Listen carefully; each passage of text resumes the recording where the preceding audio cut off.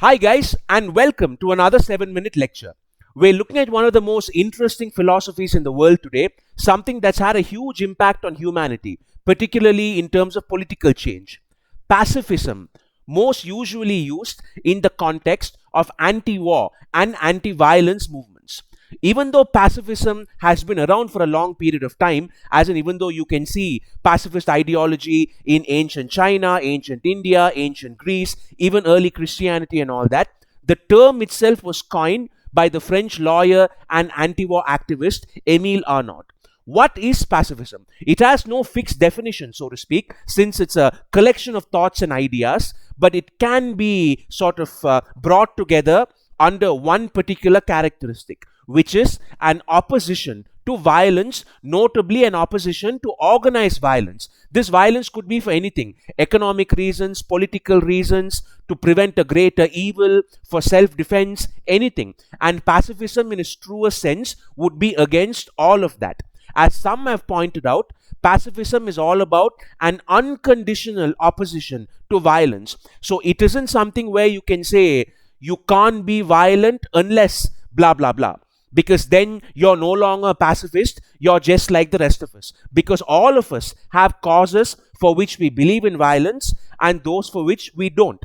That's not a hallmark of being a pacifist, that's just a hallmark of being a human. So for one to be a true pacifist, they have to outright reject any act of violence, no matter what the motive is. Once people start making exceptions to the rule, I don't see how they can call themselves pacifists. They would be, like I said, just like the rest of us. As you all know, the widest context in which pacifism is used is in anti-war movements and in anti-colonial movements. Three of the most important figures as far as the 20th century goes for political activism: Mahatma Gandhi, Martin Luther King Jr., Nelson Mandela. You could argue that all three of them were heavily inspired by the tradition of pacifism, and in Gandhi's case, he was one of the biggest proponents of it. As I stated earlier, even though the name itself is a French invention, the origins of pacifism go way before that, and that's what inspired Gandhi. He knew the ancient thought from all over the world reflected the sort of value of pacifism. So let's look at some of the strengths of this ideology. Supporters of pacifism usually bring up that the value of human life is so high that no matter what your motives are, human life is simply too valuable to destroy for any kind of external goal.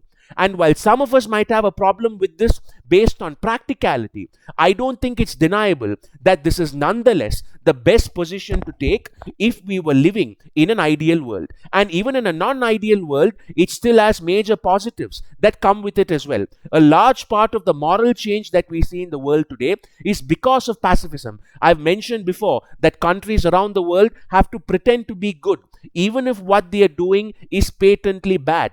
The reason for this is because of the anti-war philosophy that blossomed in the 20th century, which itself is an offshoot of pacifism. Opposition to nuclear weapons, opposition to foreign invasions, opposition to threatening rival nations with force. All of these oppositions are possible only because of the pacifist ideology. And you know what? In terms of getting the job done, pacifism has a surprisingly good track record as well.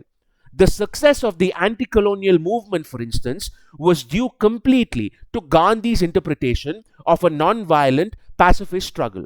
A lot of people today don't realize what a shrewd move it was and just how helpless the British Empire was in the face of Gandhi's famous Satyagraha peaceful protest. Because until that point, the British and other European powers had very easily subjugated large parts of the world as being savages, and since the opposition to their rule was always violent rebellion, they could always afford to take the moral pedestal and say, look at how brutal these savages are and the brutal methods of fighting that they use. Clearly we are the civilized and they are the savages. What Gandhi's pacifism did was reversed this entirely. All of a sudden, the British Empire was forced to ask, wait a second, are we the savage and barbaric side here?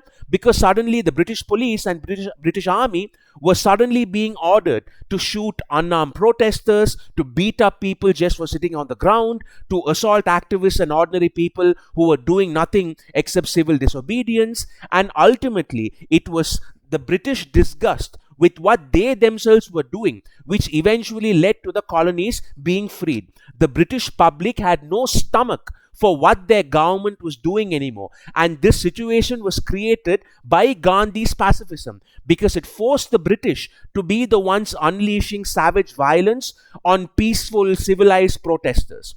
It also meant that the entirety of India could now be united under the freedom struggle, because it's a lot easier to convince ordinary people to rally for peace than put up an armed struggle. Most normal people would distance themselves immediately from armed conflicts, no matter how bad the situation got for them. They just don't want any trouble.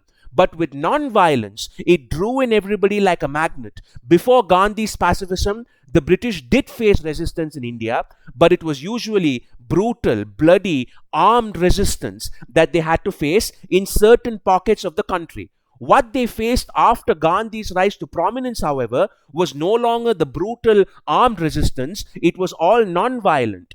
But they ended up having to face the entirety of India telling them to leave. Something that couldn't have happened without this as a uniting team. There are, of course, arguments against pacifism as well. I'll cover those in a different video. Some oppose pacifism by saying that it encourages evil, since it does nothing to fight cruelty and evil. And we will also look at historical instances where pacifism would have certainly made the situation a lot worse. Confronting the Nazis is just an easy example, but there are many others as well. And when we do that video, we'll get to all that. If you like content like this, please don't forget to share and subscribe. Thank you, take care, and I'll see you soon.